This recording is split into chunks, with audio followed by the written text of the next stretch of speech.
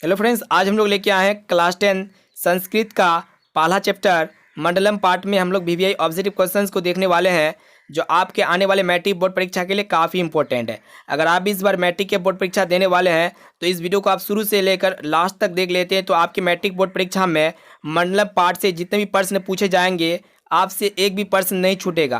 तो ये वीडियो में जितने भी प्रश्न इंक्लूड किए हैं सारे प्रश्न पूर्णतः एनसीईआरटी पैटर्न पर आधारित है। तो सभी प्रश्न आपके लिए एग्जाम के लिए बहुत ही इंपॉर्टेंट है और जितने भी प्रश्न सेलेक्टेड किए हैं इस वीडियो में सभी प्रश्न आपके प्रीवियस ईयर में बार बार पूछे हुए प्रश्न है। तो वीडियो को शुरू से लेकर लास्ट तक जरूर देखना।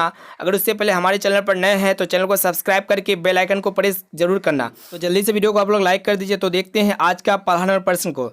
तो देखिए आज का पहला नंबर प्रश्न देखिए यहाँ पे कि क्या है कि उपनिषद के रचनाकार कौन है। मोस्ट इंपोर्टेंट प्रश्न में से एक है। तो देखिए आपका ऑप्शन है मैं आपका दिया हुआ महात्मा विदुर, बी में है महर्षि वाल्मीकि, सी में है महर्षि वेदव्यास और डी में आपका दिया हुआ है कालिदास। तो उपनिषद के रचनाकार कौन है? महर्षि वेदव्यास है, यानी कि ऑप्शन नंबर सी इसका बिल्कुल सही उत्तर हो जाएगा। अब आइए अगला प्रश्न देखते हैं। देखिए हमारा जो दूसरा नंबर प्रश्न है कि मंगलम पाठ के रचनाकार कौन है। ये भी मोस्ट इंपोर्टेंट प्रश्न है। तो मंगलम पाठ के रचनाकार कौन है? ऑप्शन ए में आपका दिया हुआ महात्मा विदुर, बी में है महर्षि वाल्मीकि, सी में महर्षि वेदव्यास और डी में आपका दिया हुआ है कालिदास। तो मंगलम पाठ के रचनाकार कौन है? महर्षि वेदव्यास, यानी कि ऑप्शन नंबर सी हमारा सही उत्तर हो जाएगा, ऑप्शन नंबर सी। अब आइए अगला प्रश्न की ओर। देखिए हमारा जो तीसरा नंबर प्रश्न है कि मंगलम पाठ में कितने मंत्र संकलित है। तो ये भी वीवीआई ऑब्जेक्टिव प्रश्न है। तो मंगलम पाठ में टोटल 5 मंत्र संकलित है, यानी कि ऑप्शन नंबर सी हमारा सही उत्तर हो जाएगा। और आप लोग कमेंट बॉक्स में ये बताना कि मंगलम पाठ कहाँ से संकलित है। ठीक है, इसका उत्तर आप लोग कमेंट बॉक्स में जरूर बताना कि मंगलम पाठ जो है कहाँ से संकलित है। अब आइए अगला प्रश्न की ओर। देखिए हमारा जो चौथा नंबर प्रश्न है अणु से छोटा कौन है। यहाँ पे अणु का अर्थ हो जाएगा जो पदार्थ का सबसे छोटा अंश या कण होता है उसे अणु कहते हैं। तो यहाँ पे अणु से छोटा कौन होता है? आकाश होता है, आत्मा होता है, या फिर परमात्मा, या फिर संसार। तो यहाँ पे अणु से सबसे छोटा जो होता है, अणु से छोटा आत्मा होता है, यानी कि ऑप्शन नंबर बी हमारा सही उत्तर हो जाएगा। ये मोस्ट इंपॉर्टेंट प्रश्न है, इसको अच्छी तरह से आप लोग याद रखिए।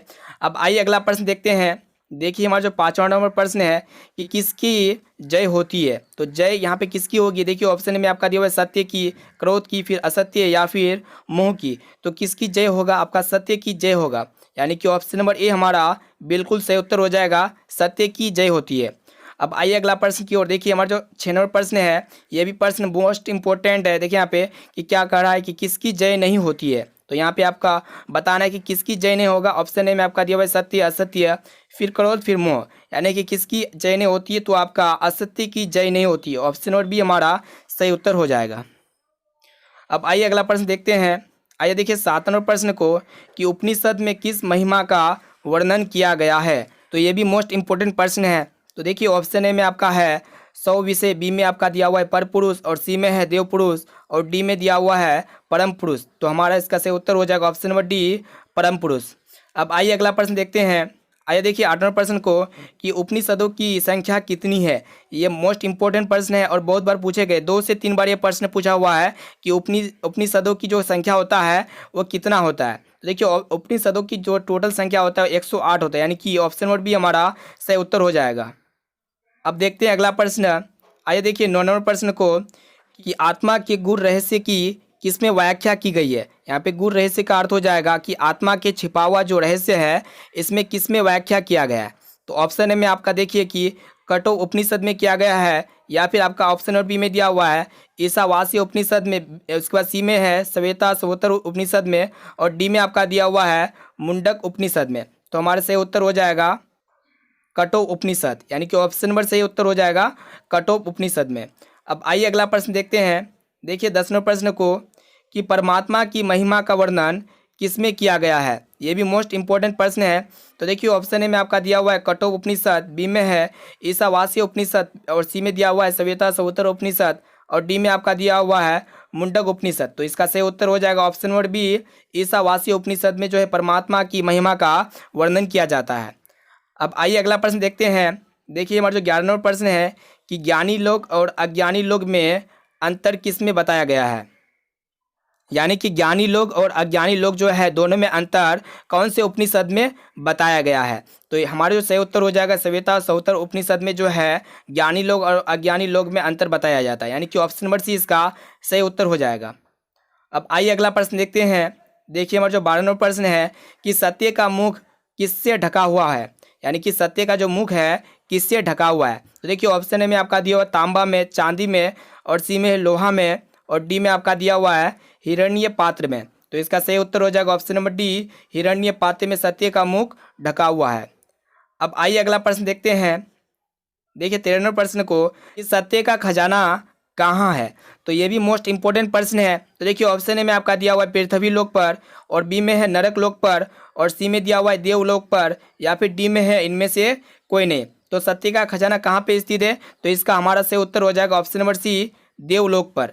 अब आइए अगला प्रश्न देखते हैं। देखिए 14 नंबर प्रश्न को कि बहती नदी कहाँ मिलती है। मोस्ट इंपॉर्टेंट प्रश्न है। तो बहती नदी कहाँ पे मिलता है, सरोवर पर, या फिर नदी पर, या फिर समुद्र पर, या फिर तालाब पर। तो इसका सही उत्तर हो जाएगा समुद्र पर, यानी कि ऑप्शन नंबर सी इसका सही उत्तर है। अब आइए अगला प्रश्न देखते हैं। देखिए 15 नंबर प्रश्न को कि जंतु के हृदय रूपी गुफा में क्या स्थित है। तो ये भी काफ़ी इंपॉर्टेंट प्रश्न है। देखिए ऑप्शन ए में आपका दिया हुआ तत्व, बी में शरीर, और सी में देवता, और डी में राक्षस।